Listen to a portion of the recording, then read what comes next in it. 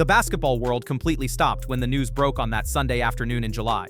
Kevin Durant, the 15-time All-Star, 2-time Finals MVP, and one of the greatest scorers in NBA history, was heading to Houston in what became the largest trade in NBA history. 7 teams, 13 players, and one absolutely franchise-altering move that transformed the Rockets from promising young team to legitimate championship threat overnight. The deal was so massive it took weeks to finalize because of salary cap restrictions and draft pick complications. But here's the question that has everyone from casual fans to NBA executives completely divided. Are the Houston Rockets actually ready to win it all? Or did they just mortgage their entire future for a 37-year-old superstar's final championship dance? The trade itself was absolutely insane when you break down what Houston sacrificed. The Rockets didn't just dip their toes in the water, they cannonballed into championship contention by giving up their leading scorer Jalen Green, who averaged 21 points per game and was their most consistent offensive weapon all season long. They also shipped out Dillon Brooks, who was arguably their best perimeter defender and the guy who could guard everyone from point guards to small forwards. Then there's the 10th overall pick in the draft, which in any other year would be a cornerstone piece for a rebuilding franchise. Add 5 second-round selections stretching all the way to 2032, and you're looking at a decade's worth of draft capital. That's not just trading for a star, that's betting everything on the belief that Durant can be the missing piece that elevates their young core to championship level. The Rockets basically looked at their 52-win season and second seed finish in the West and said this isn't enough. They wanted more, and they wanted it immediately. Consequences be damned. What makes this move so controversial and fascinating is the complete shift in organizational philosophy. Most championship teams are built through patience, developing young talent over multiple seasons, and slowly adding veteran pieces when the timing is perfect. Think about how Oklahoma City built their current championship roster, or how Golden State developed their dynasty. Houston threw that entire playbook out the window and decided to fast-track their timeline. They went from being the feel-good story of young guys exceeding expectations and building something special to having championship or bust pressure in a single afternoon. The expectations completely shifted from let's see how far this young team can go to anything less than a finals appearance is a failure. No more moral victories.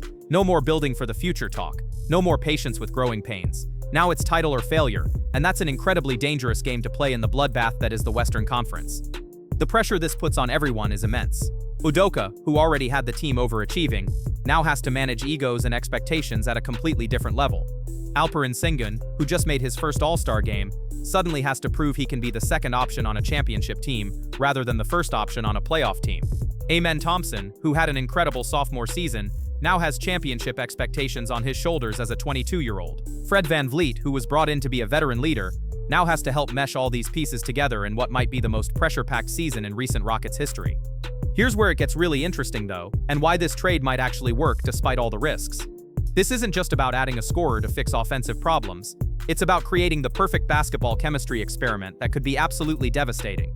You've got Alperen Sengun, who just made his first All-Star game and is basically a 6'11" point guard who can pass like Magic Johnson, rebound like a monster, and score efficiently in the post.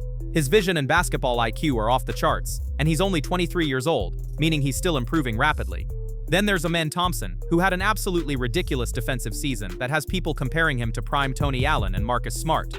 We're talking all defensive team-level impact as a second-year player, with the athleticism to guard positions 1 through 4 and the instincts to create turnovers at an elite level.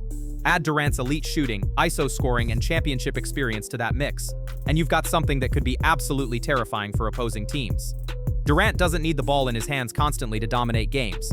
He can spot up for threes, work in isolation situations when needed, create shots off movement, or post up smaller defenders. This means he fits perfectly with Sengun's playmaking ability and Thompson's slashing and cutting. The floor spacing that Durant provides will open up driving lanes for Thompson and give Sengun more room to operate in the post.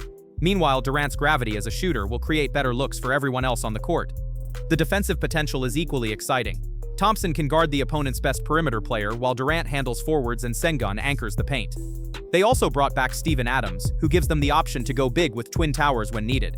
The switching ability between Thompson and Durant on the perimeter could cause serious problems for opposing offenses, especially in playoff situations where every possession matters.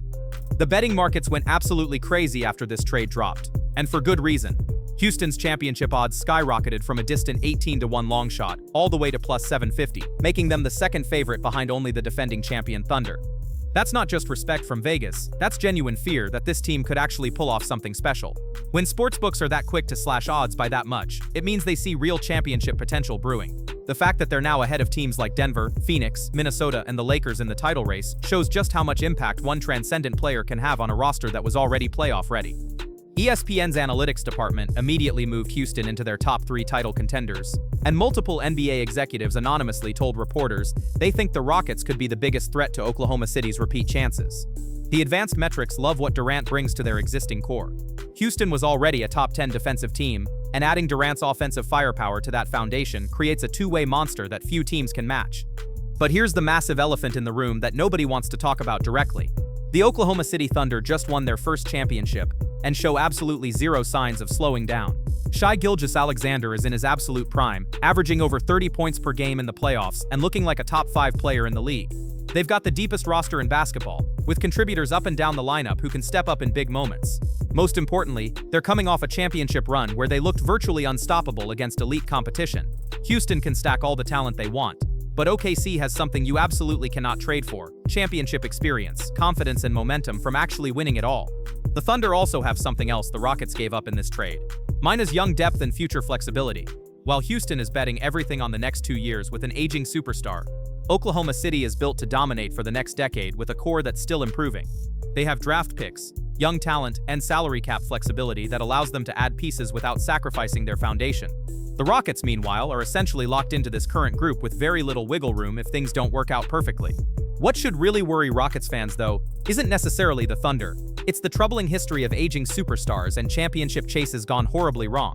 Durant will be 37 years old when the season starts, coming off an Achilles injury from a few years back that typically changes players permanently. And he's bounced between 4 different teams since 2019, searching for the perfect situation. His Phoenix experiment was supposed to work perfectly too, with Devin Booker and Bradley Beal creating an offensive juggernaut. And that ended with a disappointing 36-46 record, a missed playoffs, and another trade request. There's also the chemistry question that nobody in the media wants to address honestly. Durant has historically worked best when he's the clear #1 option with the ball in his hands during crunch time. But Sengun is coming off an all-star season where he was the focal point of Houston's offense, and Thompson is a rising star who needs touches and opportunities to continue developing. Managing those egos, roles, and expectations is where championship dreams often die painful deaths. We've seen it happen with other super teams that looked great on paper but couldn't figure out who should take the big shots. The injury risk is absolutely real and terrifying. Durant missed significant time in Phoenix with various ailments, and when your entire championship window depends on a 37-year-old staying healthy for 4 grueling playoff rounds against elite competition, you're essentially walking a tightrope without any safety net below. If Durant goes down with an injury during the playoffs, suddenly Houston doesn't have the scoring punch and veteran leadership they gave up Green and Brooks to acquire. They also lost significant defensive versatility in Brooks, who was one of their most reliable wing defenders and could guard multiple positions effectively. The depth concerns are legitimate too. Trading away Green and Brooks means Houston is thinner on the wings, and asking Thompson to carry the entire perimeter defense while also being a primary offensive weapon is a massive load for any second-year player, no matter how talented. Reed Shepherd shows promise, but he's still a rookie who needs time to develop. Tari Eason is solid, but he's not a consistent 30-minute-per-game player yet. If injuries hit their rotation, things could get ugly quickly. Here's the final verdict, though, and this might surprise anyone who's been following the skeptical tone of this analysis. The Houston Rockets are absolutely legitimate title contenders, but they're also the single riskiest bet in the entire league. When this experiment works, and it will work for stretches, they'll look completely unstoppable. Durant creating impossible shots, Sengun orchestrating the offense like a maestro, Thompson wreaking havoc defensively and in transition, and Van Vliet providing veteran leadership and clutch shooting creates a championship-level foundation that can beat anyone on any given night. The ceiling for this team is genuinely scary. In their best-case scenario, Durant stays healthy and embraces being the primary scorer while Sengun handles playmaking duties and Thompson continues his defensive dominance. They could legitimately win 60 games and steamroll through the playoffs with a combination of offensive firepower and defensive intensity that few teams can match. The experience factor with Durant and Van Vliet could be the difference in close playoff series. But when it doesn't work, when injuries hit or chemistry falters or father time finally catches up to Durant, this could implode more spectacularly than anyone imagines. They traded their future flexibility for a 2-year championship window, and that window absolutely must produce a championship because there's no realistic rebuilding plan if this fails. The pressure is immense, the Western Conference competition is absolutely fierce, and the margin for error is basically zero. Are they title contenders? Without question, yes. Are they worth betting everything on? That's where it gets complicated and fascinating. This is the definition of a high-risk, high-reward gamble that will either look like genius or complete disaster in hindsight.